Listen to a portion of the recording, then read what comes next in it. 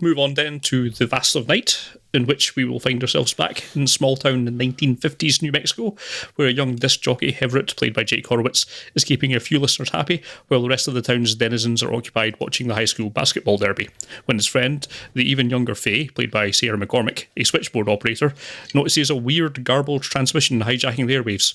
She records it, plays it back to Everett, who then retransmits it, asking for submissions on what it could be.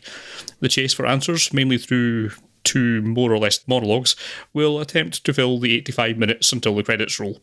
That's a little more disparaging than I mean it to be, but this is in a lot of ways a slow burn of a golden age sci-fi homage that's a bit too heavy on the slow and not enough on the burn. Mm-hmm. It does, however, do such a great job of disguising itself that it might not be too much of an issue.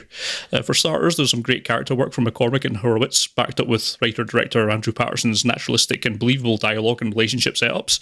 The period details of the 50s Americana are endlessly distracting, alongside the reel-to-reel tape recorders and clunky switchboards. There's some impressive technical chops on board too, with the long swooping tracking shots establishing the small town really well. In fact, the 80 odd minutes of narrative went by smoothly enough that it's maybe only writing about it that spoils it. I should mention that it's ultimately framed as a Twilight Zone style TV show, broadly contemporaneous to the 50s setting, which is either the reason for or the excuse for a lot of things that you could criticise it for. So when the answers to the questions raised turn out to be the umpteenth retelling of hoary old sci-fi tropes, that is of course the point of the exercise, but that does not stop it being a hoary old sci-fi trope. There's elements of this that ultimately felt like padding, albeit consummately produced padding, but by the time I think that the third long take swoopy following shot showed up in lieu of a cut, I was kind of getting the feeling there was a bit of a struggle to reach the feature length running time going on here. Yeah. In truth, this might be better to be served by a 50-minute TV format, but what's on the table before us is a very well crafted piece of niche appeal science fiction that will almost certainly light up the pleasure centres of some in a way that something like, I don't know, Midnight Special did a few years back. There's a lot in here that I'm quite positive on, but even as someone who's more likely than not to like this sort of thing, it's something I appreciated rather than out and out liked. As such, it's tough to give it an enthusiastic thumbs up, particularly for a broader audience. What do you guys make of it? I was very disappointed by this because it started off so promisingly. I really, really enjoyed that dialogue at the start. It felt snappy and quite impressive performances. Those are long takes. Yeah. Unless it's really clever editing, those felt like good long takes of the back and forth between the woman the girl from the switchboard. What are they called? Switchboard. I couldn't remember the sudden name now. Telephone exchange is what I was trying to think of, but yeah, and the radio guy. It's just it's a 90-minute film with 30 minutes of content. Yeah. It is absolutely set up, like you say, like the Twilight Zone or the Outer Limits or something, and it feels almost like it wants to be the first entry in an anthology series. Yeah. Which might work with that framing of the 1950s era TV at the start and stuff. And actually, I'd be quite on board with that if this was like a Netflix series, a television series, and there were 30 minutes each. And the stories like this, and it's just like a modern, not even a modern take, or just like better production quality, but like of classic stuff like that. I'd be quite on board with that. But there's just not the content here. So, it's nearly all filler because sod all happens, and there's just, I would say, there really is only 30 minutes of material, which is frustrating.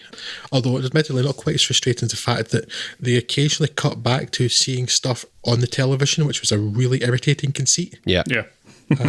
But yeah, I like the idea. I like the tone. It started off really well. I loved that dialogue that established the guards. It was very naturalistic. It felt good. And then it's just like, oh, that was it then. Yes, that's your idea. Okay. Now we've run out of it. Yes, and there was, so, yeah, it's again a bit like Greyhound. Like, I wish there was more here. There's a crumb of something really good in there, maybe more than a crumb. It's a nucleus. It's something that could be really interesting. It's just a 90-minute film is not it. It's not got enough to sustain that kind of running time, and that's not a long running time. I see your list of requested changes, Drew, and I raise you any kind of payoff whatsoever. Yes, that's it. It's like it sort of just ends like, oh. Yeah. Oh, sorry. What is the purpose of my involvement in this little escapades? I went into this on recommendation, really wanting to enjoy this, and came out thinking, well, that's 90 minutes of my life I'll never get back, which really ought to have been 60 minutes of my life I'd never get back, because I was going to be more generous and say, I think there's an hour in here.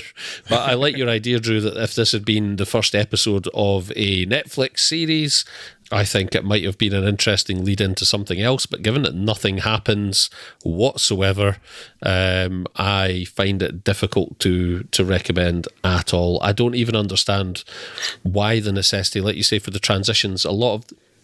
Frustratingly, there are technical elements of this film that you've alluded to, Scott, that are quite impressive, like the switchboard scene, where the uninterrupted switchboard scene, which is like 10 minutes or something of her having various conversations and operating a switchboard. The young lady who's neither the actress nor the character's names can I remember.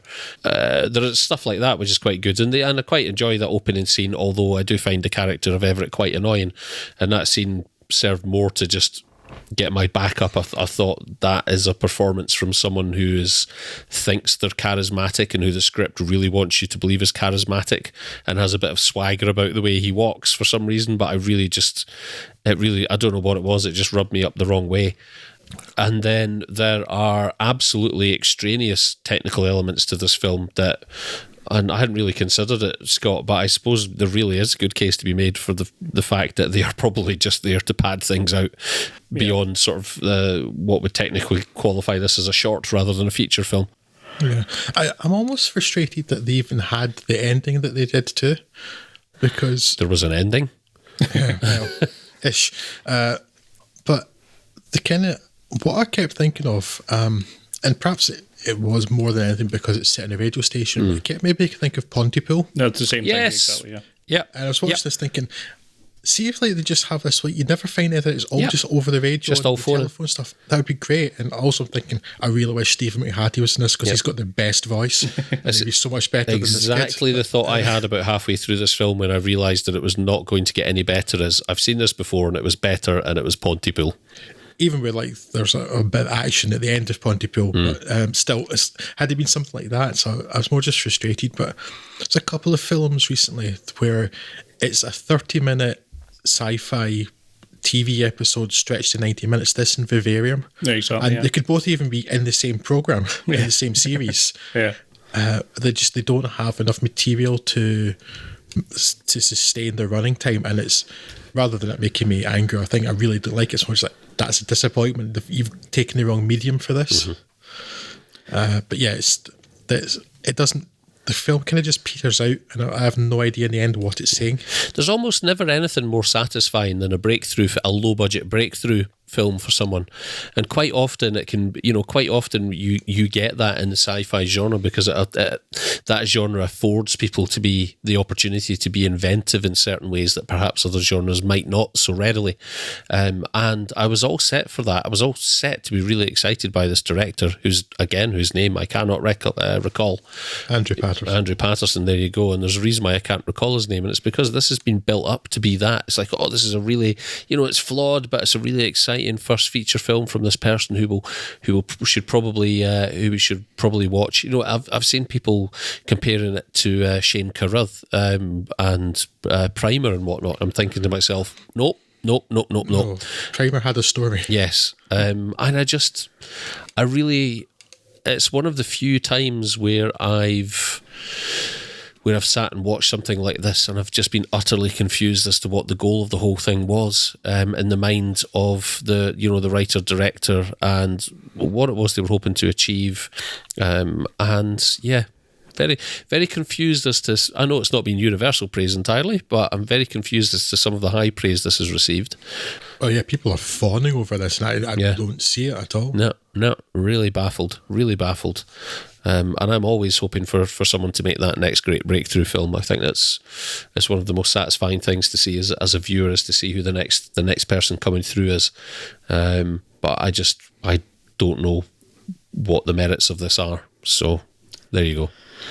Yeah, another swing and a miss, but